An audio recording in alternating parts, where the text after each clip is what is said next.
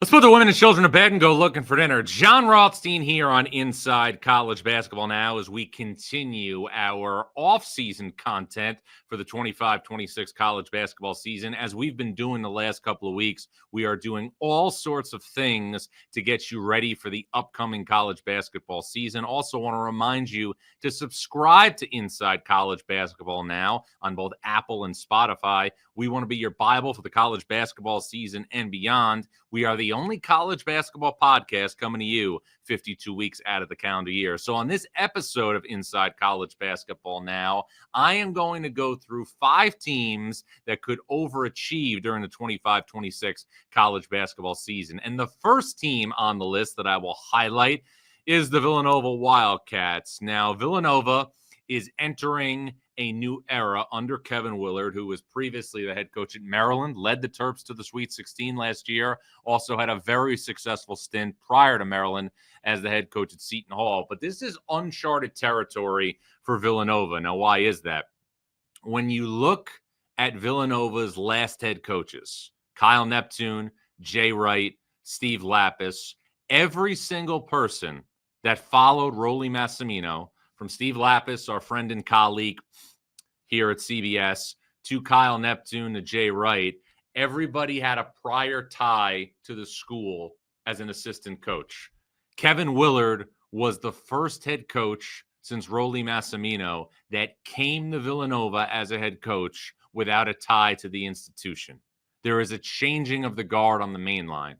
Now, when the Villanova job was open, I sat here on this show and I talked emphatically about how Villanova's program, even though it won a national championship in 1985, should never be held to the standard that was set by Jay Wright, who's also our friend and colleague here at CBS Sports, during the final 10 years of his run at Villanova from 2013 to 2022. Now, why is that? Villanova did win a national championship in 1985, but it won a national championship in 85 over Georgetown as an 8 seed. And there were pockets of success under Rollie Massimino after that. I know he went to multiple Elite Eights, and Steve Lapis had great teams in the mid-1990s, won a Big East tournament title in 1995, was a 3 seed in the 95 NCAA tournament and the 96 NCAA tournament. And Jay Wright obviously went to a Final Four in 2009 with Villanova for the first time, and also was a 1 seed in the 2006 NCAA tournament and went to the second weekend of the NCAA tournament in both 2005 and 2006. But not until the last 10 years of Jay Wright's tenure at Villanova were the Wildcats really viewed universally as a blue blood program in college basketball. 2014, 2 seed in the NCAA tournament. 2015, 1 seed in the NCAA tournament. 2016, 2 seed in the NCAA tournament, win a national championship. 2017, 1 seed in the NCAA tournament. 2018, 1 seed in the NCAA tournament, win a national championship. 2019, 6 seed, no tournament in 2021, went to the Sweet 16 despite losing Colin Gillespie to a knee injury late in the year. And 2022, went to the Final Four and lost to Kansas in what was Jay Wright's final game. I think Villanova, without question, should annually expect to play in the NCAA tournament. But I think expecting Villanova to carry on the level of dominance that we saw the last decade under Jay Wright is something that should not be the standard on the main line. Now, why do I think Villanova could overachieve? Well, the first thing is you believe in the coach. You believe in the coach that, again, went to 2 tournaments in 3 years at Maryland and did a really, really good job during his tenure at Seton Hall, making the Pirates a perennial contender for the NCAA tournament. Now, I have been down to Villanova. I have watched the Wildcats practice. My observations are this. I see a team with a really deep perimeter. A Caden Lewis, the 5-star freshman that was initially committed to Kentucky, is a really, really good prospect. I think there's 7 players for Villanova that can all play in a game from a perimeter perspective. Caden Lewis, Devin Askew, a well-traveled transfer who spent last year at Long Beach State, Tyler Perkins, Zion Stanford, Malachi Smith, Malachi Palmer, Chris Jeffrey, you've got a nice nucleus of players if you're Kevin Willard on the perimeter. But with that said, I have major concerns about Villanova up front. Matthew Hodge, the redshirt freshman, is undoubtedly going to play a lot of minutes up front. He's going to be one of the better freshmen in the Big East. But I think you're going to see Hodge, and I think you're going to see players like Duke Brennan, a transfer from Grand Canyon, be real X factors for Villanova. Because, again, I'm looking at this team when I was watching in practice, and I see a team, again, that's going to lean heavily on four-guard sets like Villanova used to under Jay Wright. Again, 7 guys: Caden Lewis, Devin Askew, Tyler Perkins, Chris Jeffrey, Zion Stanford, Malachi Palmer, and also Bryce Lindsey from James Madison for, I think, 4 spots. And then I think you're going to need one of those 2 front court players, the redshirt freshman Matthew Hodge, or also Duke Brennan, really emerge as a factor down low as a productive player for Villanova to overachieve. Villanova, I expect to be picked somewhere in the 6-7 range in the Big East preseason poll. If Brennan or Hodge could be in a scenario where they have a breakout year, I could see Villanova, because with Kevin Willard pulling the strings, maybe finishing in the 4 or 5 range of the Big East. I don't know if we could get higher than that in the first year under Kevin Willard. Could Villanova be a bubble team? It depends on what happens in November and December. Villanova is going to open the season in Las Vegas against BYU. Villanova is also going to start a series with Michigan. And Villanova will also play Wisconsin, in Milwaukee as part of a neutral series. So you're looking at those dynamics now as opportunities for Villanova to move the needle quickly. I don't know if an NCAA tournament berth is within the realm of possibility for year one just yet. I need to see more about the front court. But I think if you're looking at Villanova now, I think it's a team, when you look at the landscape of the Big East, being really an unknown after UConn and St. John's. Would not shock me if Villanova is a little bit better than people anticipate. Villanova is also going to start a series with Pittsburgh this year in Philadelphia. Meanwhile, Ole Miss is another team, in my opinion, that could overachieve. And the reason why Ole Miss is on this list is simple. And it's because of the head coach, Chris Beard, who, regardless of where he is, always seems to have a team that can not just go to the NCAA tournament, but potentially win a game in the NCAA tournament. Won a game in the NCAA tournament at Little Rock against Purdue. Went to Texas Tech, went to an Elite Eight, lost to Villanova in 2018. 2019, he took Texas Tech all the way to the national championship game where it had a 3-point lead with 15 seconds left and then lost to Virginia in overtime. Went to Texas, won an NCAA tournament game at Texas, and then came to Ole Miss and took the Rebels to the Sweet 16 for the first time since 2001 and only the second time in program history.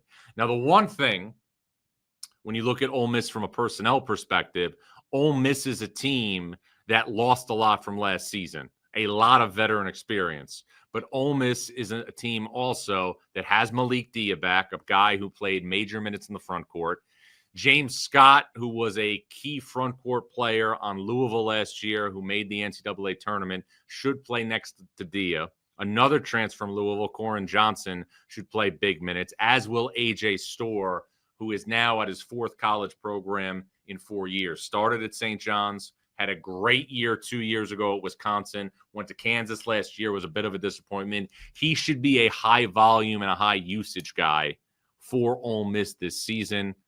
The well-embedded moles I have in Oxford also rave about Elias Carmodine, a foreign prospect who could be a big-time impact guy for Ole Miss. So knowing this and knowing Chris Beard is the coach, I expect Ole Miss to compete for a spot in the top half of the SEC standings and, again, compete to be an NCAA tournament team. Now, you think about what was lost from last year's team at Ole Miss: Sean Padula, Jamin Brakefield, Matthew Morrell. I mean, players who, again, were integral parts of this operation.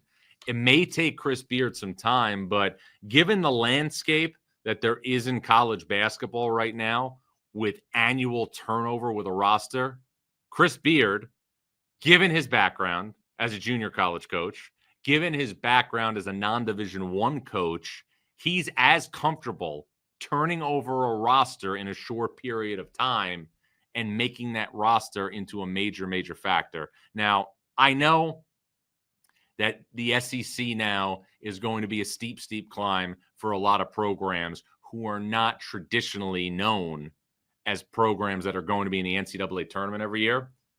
Ole Miss, year one, was on the bubble. Year two in the Sweet 16. And I firmly expect Ole Miss under Chris Beard to be in the NCAA tournament in 2026. Chris Beard, you have to remember, could have went to Texas A&M, was the target of the Texas A&M search when Buzz Williams left to take the Maryland job. But Keith Carter, the AD that gave Chris Beard the opportunity after everything happened at Texas, is somebody who is getting now one of the best coaches in college basketball. And with that hire has made Ole Miss a perennial contender for the NCAA tournament. Third on the list of a team that could overachieve is Syracuse. Now, Syracuse is entering its third year under Adrian Autry, who was obviously a great player under Jim Boeheim. And Syracuse is in a scenario where it's a beyond pivotal season. Adrian Autry did a nice job in his first year at Syracuse, won 20 games, but was also in a scenario where the Orange, despite winning 20 games, were never really a factor in the NCAA tournament chase. And that's also a byproduct of being in the ACC, a league last year, again, that put less than a third of its teams into the NCAA tournament.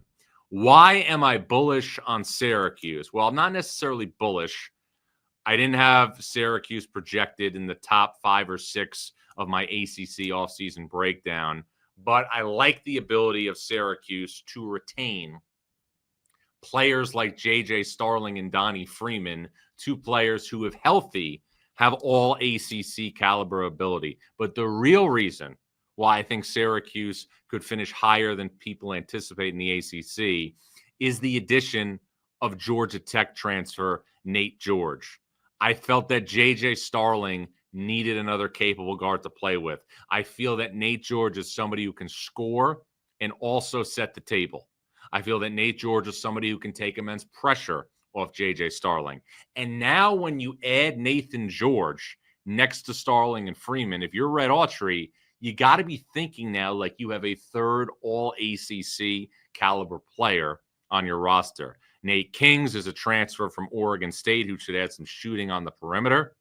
And then William Kyle, a transfer from UCLA, who previously played prior to playing in Westwood at South Dakota State, is my guess to be the 5-man. I know Kion Anthony and other freshmen are coming in as well, but those are what I would expect to be the prime components of Syracuse's starting 5 this year.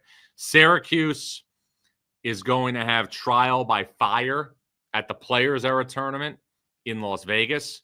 Syracuse will play Houston and Kansas out there, as well as a separate game against St. Joe's. And then Syracuse in the ACC-SEC Challenge is going to get a crack at Tennessee in upstate New York. Now, this is what I'll say. Syracuse has not been the same job since the Orange left the Big East for the ACC. When you can say, well, John, they went to the Final Four in 2016. They went to the Sweet 16 in 2018. That's all well and good. When you look at seeding in the NCAA tournament, the last formidable seed of significance that Syracuse had was a 3 seed in 2014, a team with Tyler Ennis that lost in Buffalo and was upset by Dayton when Dayton went to the Elite Eight under Archie Miller. If you look at the runs that Syracuse had, Syracuse was a byproduct, okay, of being in a scenario where it got hot during the NCAA tournament. 2016, Syracuse wins a first-round game against Dayton. Then what happens? Syracuse goes and beats Middle Tennessee because Middle Tennessee had that epic win over Michigan State in a 15-2 upset. Syracuse then wins a great game against Gonzaga and has the epic comeback against Virginia. But Syracuse, even though it went to the Final Four, entered the NCAA tournament as a 10 seed. Let's go to 2018. Syracuse goes in the first four, beats Arizona State, beats TCU in the round of 64, and then, in what was an incredible win for Jim Boeheim and company, beat Michigan State in Detroit. But Syracuse started that NCAA tournament in the first four. Let's go now to 2021 in the bubble. I was there. Syracuse is an 11 seed, beats San Diego State, and then beats West Virginia, a 3 seed.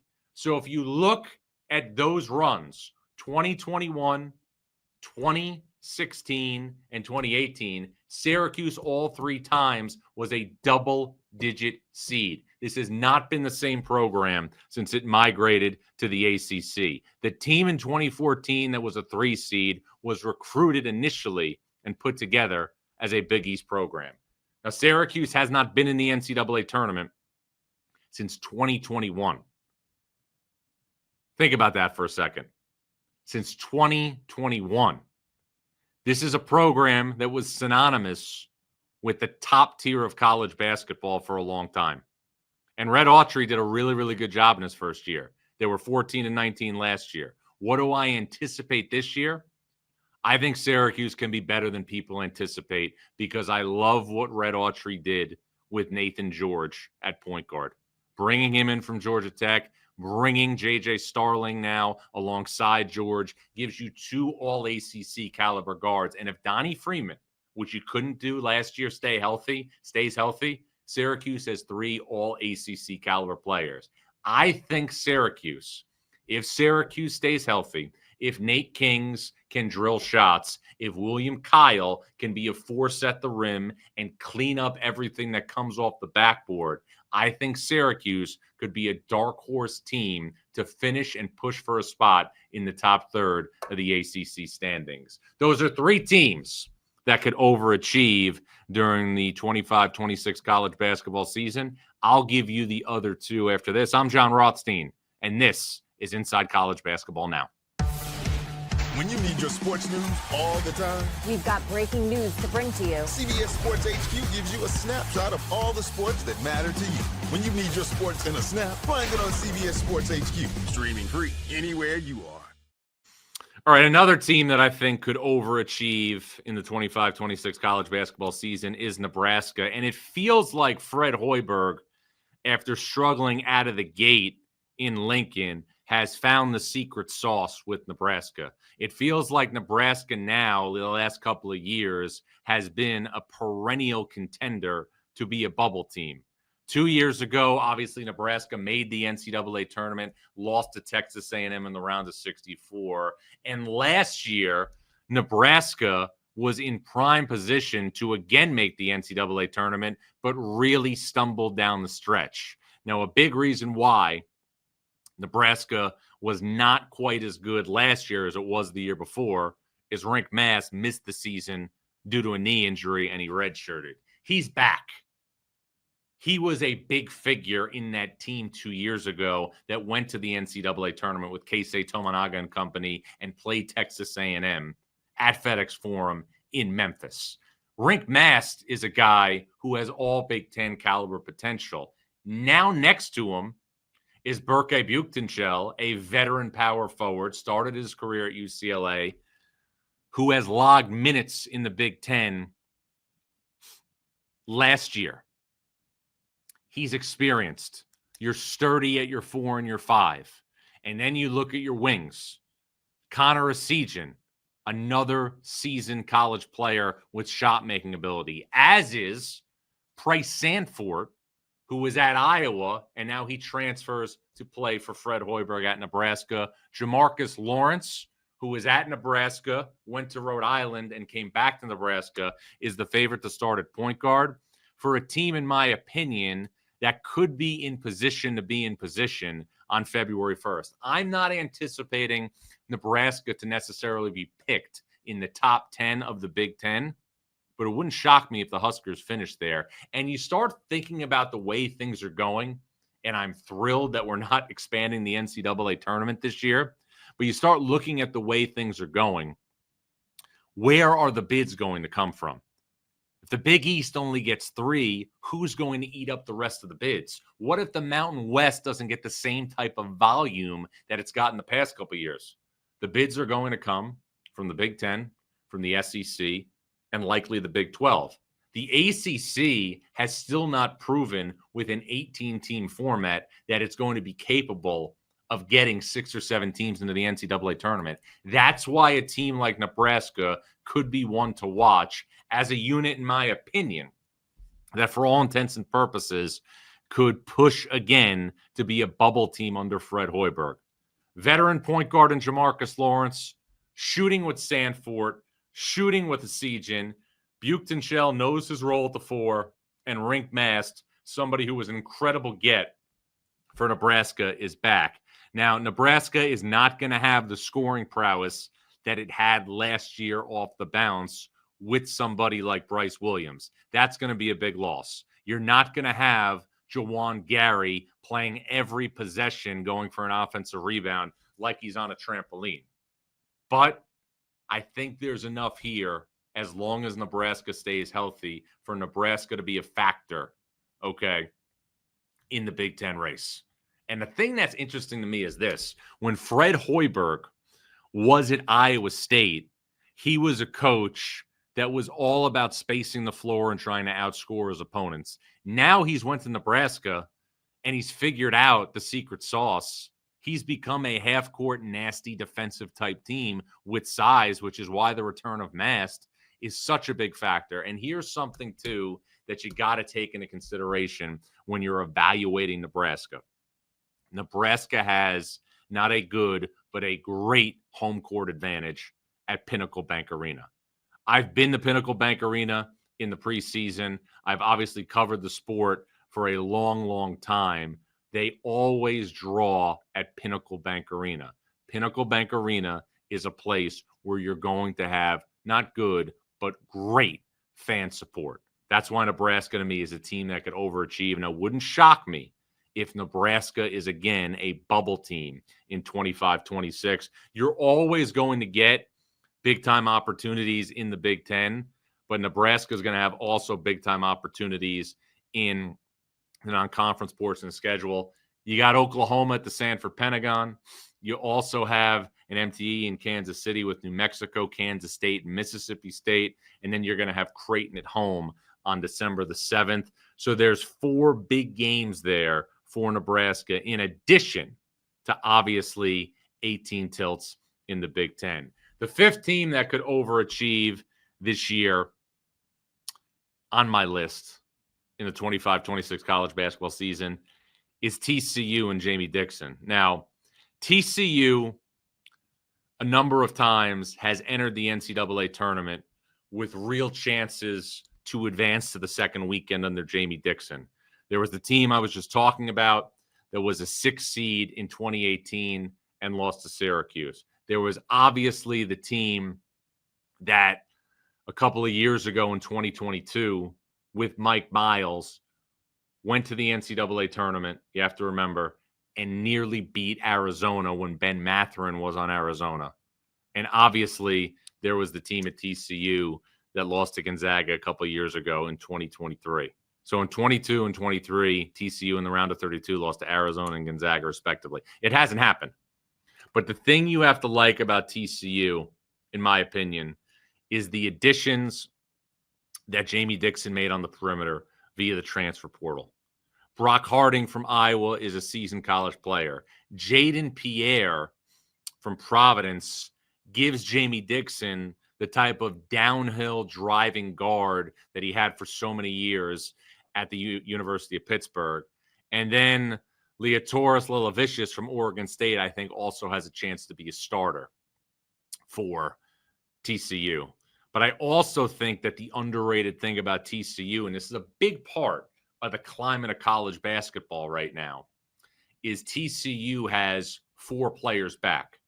David Punch, Malik Diallo, Micah Robinson, and Jace Posey. Having that type of continuity back is something that really can't be understated in this climate. Now, TCU, obviously, is going to have a hard time retaining players in this climate. But to get those 4 back is a real factor when you talk about continuity, especially somebody like David Punch, who I think without question could be an 8-8 guy this season, averaged about 7.5 points and 4.5 rebounds last year. He is somebody who, if you have followed Jamie Dixon's career, has the chance to blossom into somebody who will be reminiscent of some of the big men that Jamie Dixon coached when he was at the University of Pittsburgh. So I don't think that we are going to see necessarily TCU projected to be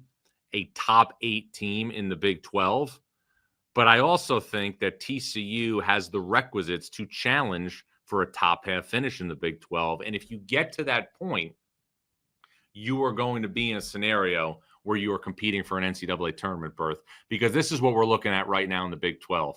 You got to start with Houston. You got to look at BYU and Texas Tech right after that. Then Iowa State and Arizona, to me, are 4 and 5. I go with Kansas at 6, and then things get a little bit more interesting. You can obviously make a case for a program that has an All-American like Kansas State, just like you can make a case for a program that has really good personnel in Cincinnati.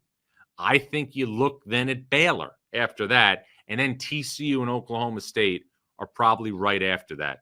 So after Kansas and at 6, I would probably go with Cincinnati at 7, Kansas State at 8 because of PJ Haggerty, Baylor at 9, and then TCU at 10. But TCU's got 4 guys back, a potential star in David Punch, and you also have, again, big time, in my opinion, additions on the perimeter. 3 potential starters in Jaden Pierre from Providence, Leotoris Lelavicius from Oregon State, and Brock Harding from Iowa. So those are 5 teams that I think could overachieve during the 25-26 college basketball season. Running them through once again. Villanova, in year 1 under Kevin Willard, Wildcats have not played a game in the NCAA tournament since the 2022 Final Four, which was Jay Wright's final game as head coach. Ole Miss, under Chris Beard, I think Ole Miss could challenge for a spot in the top half of the SEC standings. Remember, Ole Miss last year went to the Sweet 16 for only the 2nd time in program history. Syracuse, coming off a 14-19 season, entering its 3rd season under Red Autry. The Orange have not been to the NCAA tournament since 2021, but I think could have an outside chance on pushing for a spot in the ACC's top 3rd. You've got a 3rd potential All-ACC player in Nathan George, a transfer from Georgia Tech, along with J.J. Starling and Donnie Freeman. Nebraska, who again has been kind of a perennial bubble team under Fred Hoiberg. Nebraska's got Rink Mass back, and then TCU under Jamie Dixon, who again has a potential star in David Punch and 3 potential incoming starters out of the transfer portal: Brock Harding from Iowa, Jaden Pierre from Providence, and Leotoris Lelavicius from Oregon State. As we will continue to do on Inside College Basketball Now, we are going to give you preseason content on top of preseason content, getting you ready for the 25-26 college basketball season. We're going to talk the biggest names in the game, and we're also going to give you everything you need from a preview perspective to get you set for the upcoming college basketball season. I'm Jon Rothstein, reminding you to subscribe to Inside College Basketball Now on both Apple and Spotify. We want to be your Bible for the college basketball season and beyond. Remember, we are the only college basketball podcast coming to you 52 weeks out of the calendar year. Be sure to subscribe on Apple and Spotify and keep it locked as we continue to set the table ahead for the 25-26 college basketball season. Once again, I'm Jon Rothstein, and this is Inside College Basketball Now.